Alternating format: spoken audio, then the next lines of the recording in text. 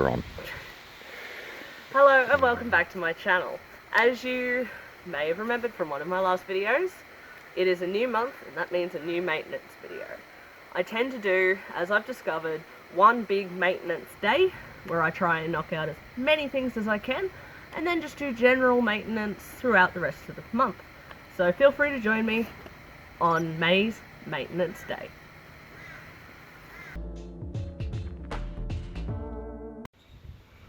Hey guys, a little bit of different format this time as I've been waiting for a shop trip before I could do most of my maintenance. Today I got a little bit bored and while waiting to go to the store to buy the supplies I need, I have dug up what was in this part of the bed, which you can see right here. I'm going to have a go at transplanting them because they are sunflowers, not watermelons. My watermelons I'd been growing in pots, thinking that they were my sunflowers because I got my seeds mixed up. So hopefully I'll be back later this afternoon with an actual maintenance video. So as you can see, we're back here in the orchard bed. Truck bed. But the reason we're spending a lot more time in this bed compared to my other bed is that bed is about a year old. 2 years old. So it is already well established. I'm not digging through as many kinks, more just about planting around the sun. This bed, however, I am still tender loving caring into existence. As you can see, we've got the radishes from last month. We've got a marigold that has been quite heavily predated. We have cress, which I sowed as a microgreen experiment, because you can just pick it just like this and eat it. Got a sort of peppery sort of flavour. Massive gaping holes, 2 little holes, carrots, and then various types of cherry tomato. So what we're going to be doing in this, really peppery. I don't like cress. Yeah, I don't like cress. Oh my god. So, yeah. So, what we're going to be doing in this month's video is we're going to be reflattening the soil from where I dug out the sunflowers, digging in the cress, because as I just discovered, I don't like it at all. There. Doing a little bit of trimming on my tomatoes to top them so that they fully bush out more. Generally covering up my radishes to help them a bit, and planting the watermelons that were originally supposed to be in this bed. So let's get to it.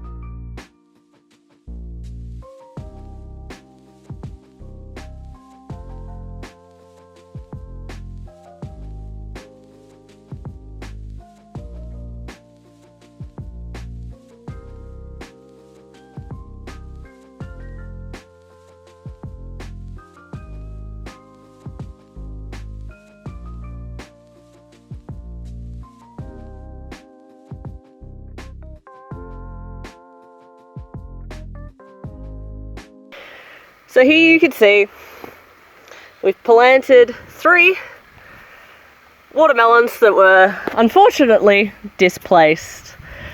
So next we're going to turn towards our tomato trellis. They're in the pouch. Now over here at this trellis, we've built this trellis out of recycled materials, and if you haven't seen, the video will be linked up in the corner. I'm sure I can work out how to do that. You can see that it's growing, little tomatoes everywhere. I came out here the other day and sort of forced it to climb. And all I want to do here is I'm just checking to see for tops. So, that branch is snapped.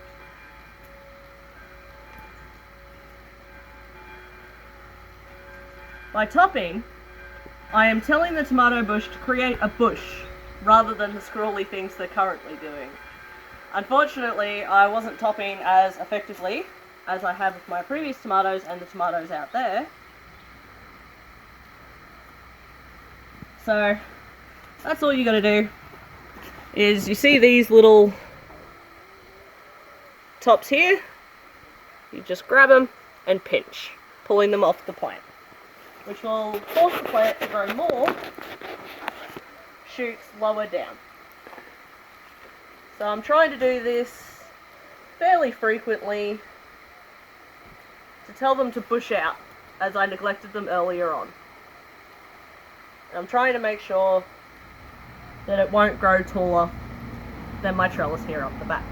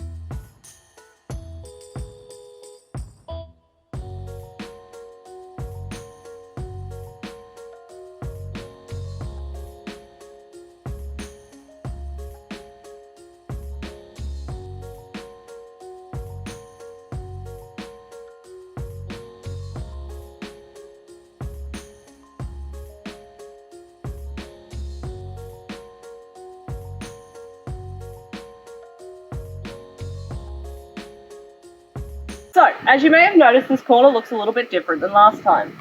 I've made a few quick clips explaining what happened, and, well, I don't know if it's going to work, but I've transplanted my sunflowers. As you can see, they're not looking happy. I did explain why in the video, and we're just going to see how they go. I'm probably going to come out here with some skewers later, just to give these ones that are really bent over some more support. But we're actually here to do maintenance on these. Here we have, we have real peas, not snow peas like the rest of them. We have beans. And I've waited a little bit before tying these up so that I could wrap them around the poles. And some are doing better than others. So, me and my lack of coordination, I've just got some string, of which I'm going to fail to get out of the clump.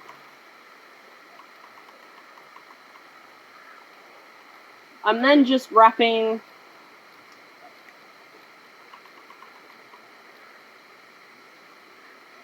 this around, and then, well, it'll stay. Then just lightly tying a bit of string to hold it. Don't need to double knot or anything, because eventually once it gets big enough it'll be able to support itself to the structure. Also known as my COVID fence.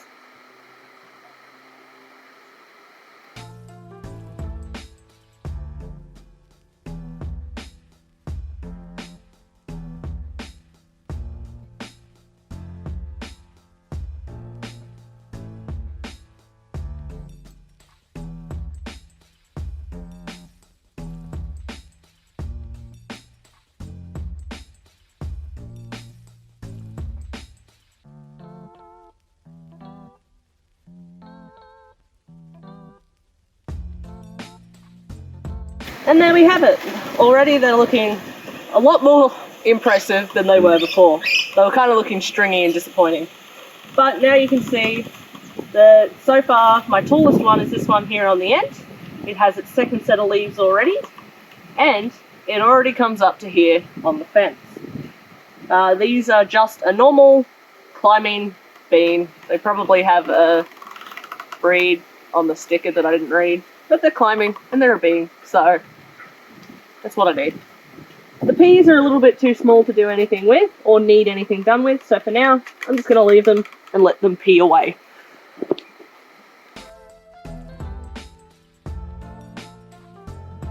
Here you can see that I've got a collection of sticks, because in this bed I'm currently growing beans,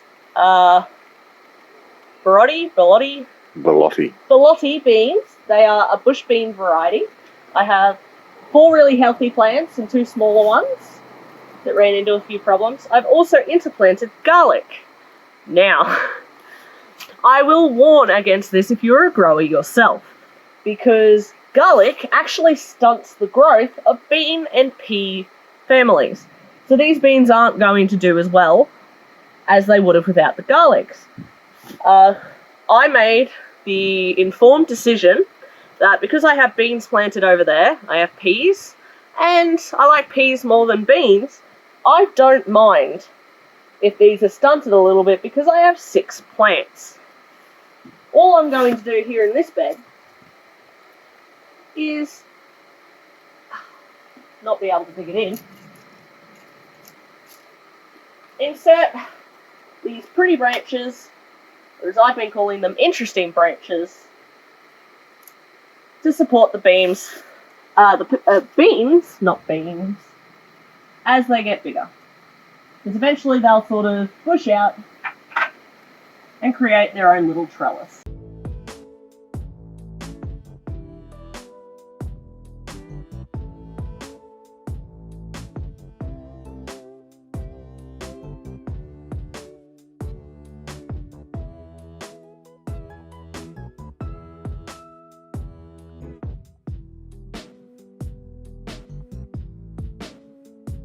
There we go.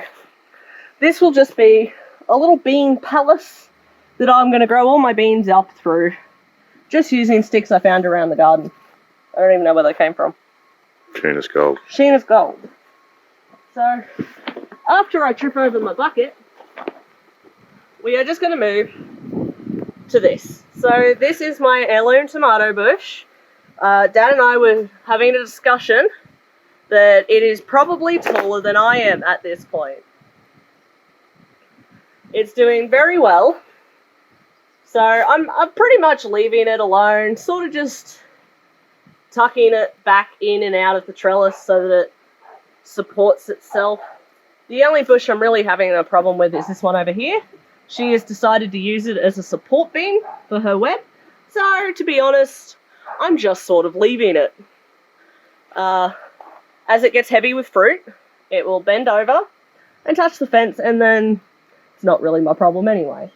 So what we're doing here is we're just checking for any ripe fruit, as I have started getting little yellow tomatoes, to make sure that the bugs aren't eating them before they get ripe. And here we go, we've got one right in here. So we're just going to grab that and pick it. Lots more than one, like you got 3 or 4 in there. All being eaten by bugs. So, currently I'm having a little bit of a pest control problem, and I'm thinking of making a video on it. And it's the first time I've ever had this problem with my tomatoes, but I have a little bug that has been eating the insides of my tomatoes. So all of these can't be eaten. I can go in my pocket for now. They can't be eaten, but now they're off the bush, our bush will start producing new ones. So what we're doing for maintenance this year, well this month, is just cutting off any leaves that look diseased, or any that are packing up an area too much.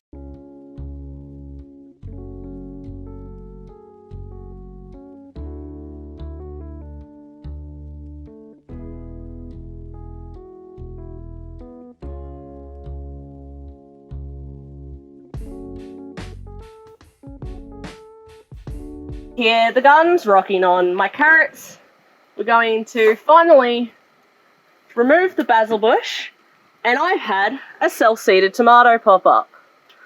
So we're just going to grab him, throw these out. Probably should have thrown those. Should I plant him? If you want to. Is that also one? Yes. So I've got 2 little self-seeded tomatoes. I'm just going to stick them right here underneath the trellis so that they can grow up and touch the trellis. We also have capsicums growing fairly as to be expected. Lettuce growing in the background. These peas are starting to get to the stage where they're starting to look to each other for comfort.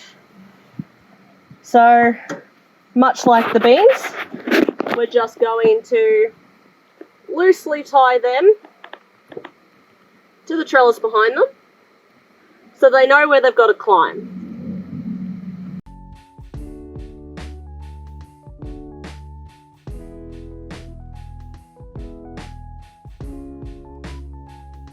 I've just decided that this one and this one are actually too tall to try and tie, so I'm just going to focus on these 4 for now.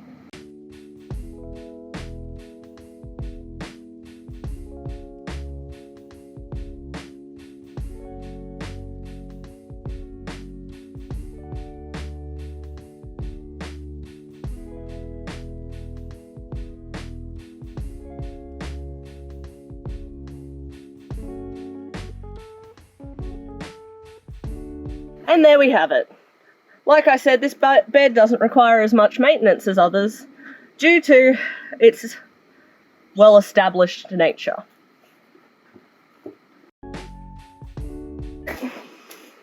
This is where we hang our laundry. As you may have noticed, there is a new addition behind me that you might recognise from where the sunflowers currently are. Last you saw this bed, we were planting potatoes. I had not a large number, but a decent number of seed potatoes left over from last season. Wrapping them up in a dark bag, I then placed them in my laundry, which is just this room here, to stay in seed mode until I could plant them out this year. After digging this bed, after seeing no progress, I dug up this bed slightly to see how they were going, and they'd all just rotten. This bed then started producing these potato plants the next day, but only in the middle where I'd put the fresh potato that we had found, and not around the outside where I'd placed the seed potatoes. And then this bush was one of the transplanted bushes. None of the other ones seemed to make it. So, what I can gather from this, it's been a learning experience. Over this summer, which is our Christmas period, it hit around 47 to 111 Fahrenheit regularly.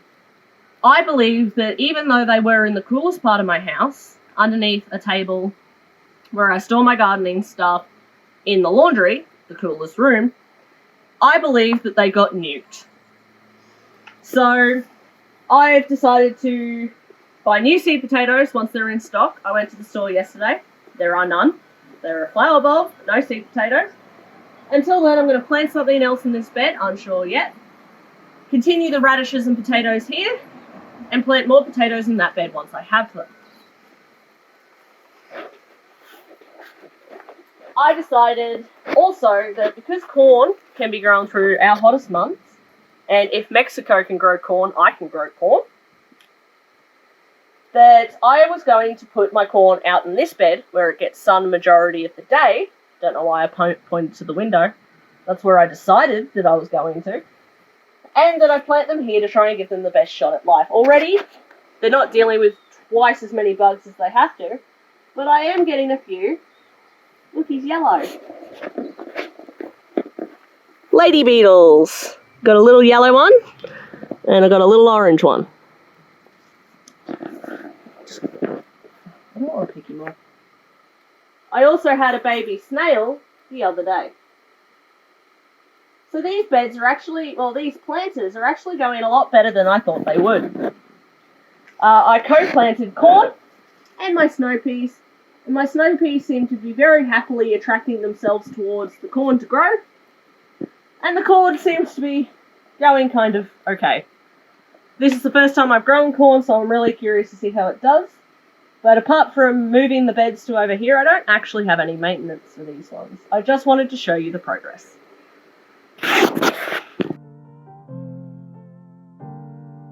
For the next element of this video, we're actually going to be doing something I have never done before.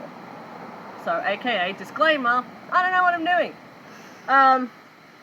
So usually, to start my seeds, I use egg cartons, or any other container I can really find, to be honest.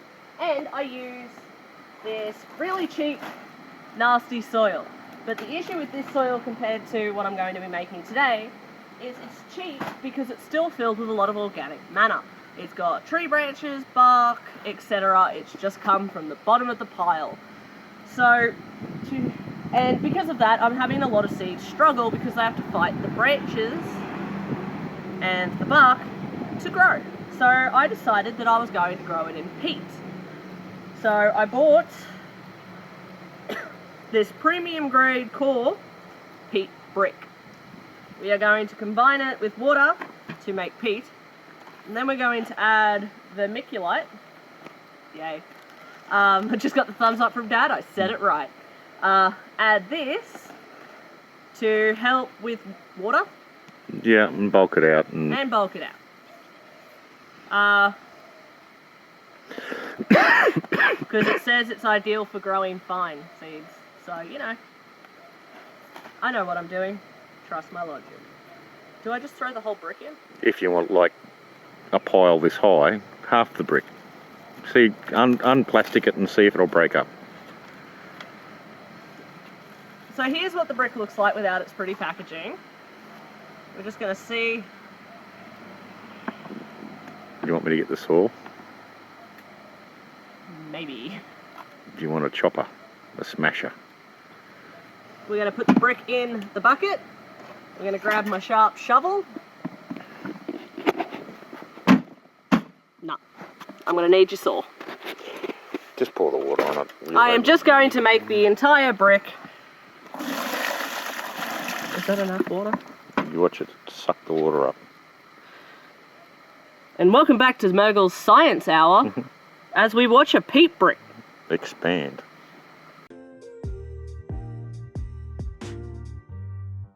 Well, this is kind of boring.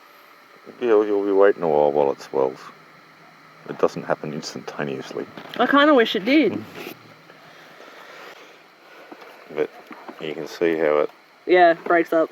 I've had peat pellets before.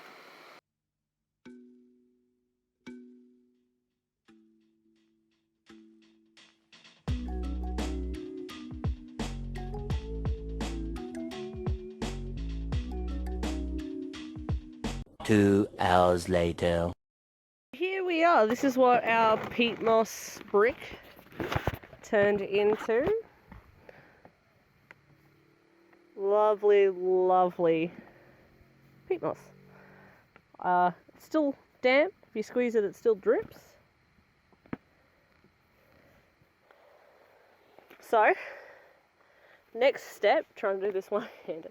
Next step is we're going to add some vermiculite, mix it into this with my hands, and then put it in a resealable dog food bag as storage. This is what it looks like.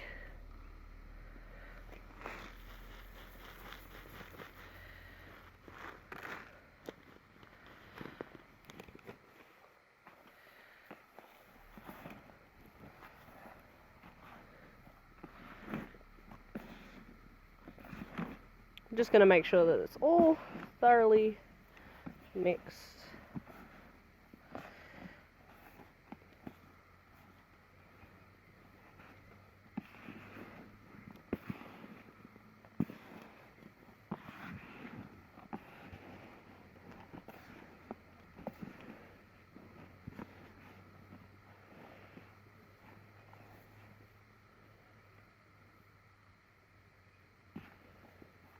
And there we have it.